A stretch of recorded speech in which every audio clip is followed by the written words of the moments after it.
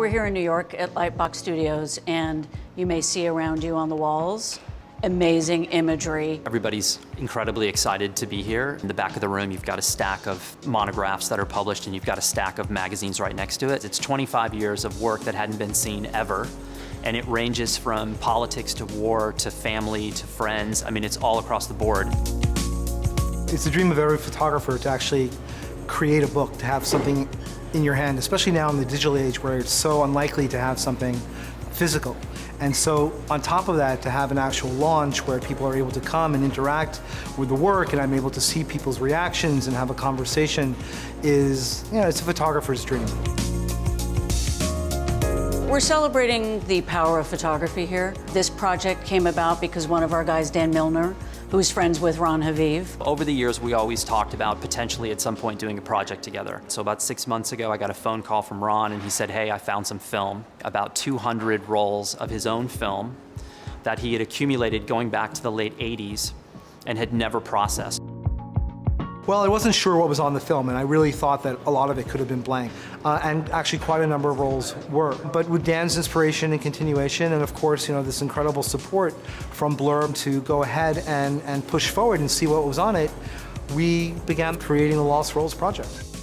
There was a mystery to the film, to the negatives, because I sat with Ron as the images first came across the FTP, and it was like being in a dark room and seeing your print come up in the tray for the first time. We started to look at the aesthetics of the images, look at the stories of what we knew what was going on, and also the degradation of the images became a big part of it. When we started processing the film, what came out was this completely unique set of negatives. There was mold on it, there were light leaks, there was the effect of probably one roll sitting in my camera bag and going through an X-ray machine 20, 30 times, and just the effect of all these things on the imagery took some pictures which relatively are like very straightforward photographs and turned them into something else. Both of us looked at the work and just said, wow, this is pretty phenomenal.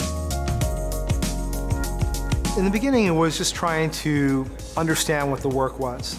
And it really very quickly became less about the individual images and more about this idea of memory and photography. And so for myself, I had always really believed that being a photographer, if I ever wanted to say, oh, what was I doing 20 years ago on this date, I would look at a photograph and I would immediately be brought back. But now all of a sudden, I'm looking at work, and a lot of it, I actually don't know where I was, what was happening, when it was taken, and who the people are. Also, as I started to look at more and more work, there were memories that were kind of incomplete that kind of became more complete as I filled it in with these other photographs. And it is something that I think not only applies to me, but is really kind of a universal thing, especially because in this transition from analog to digital, many people have these unprocessed rolls of film from a Christmas, from a Thanksgiving dinner, sitting undeveloped in a drawer, in a camera, and we have these lost memories locked away in these little canisters.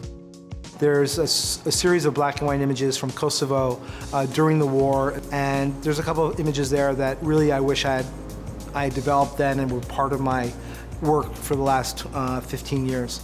But that's the beauty of photography, is that whenever you're able to bring an image out and have it seen by people, there's going to be some sort of interaction and there's some sort of result. So the picture, even though it's late, hopefully still will have impact.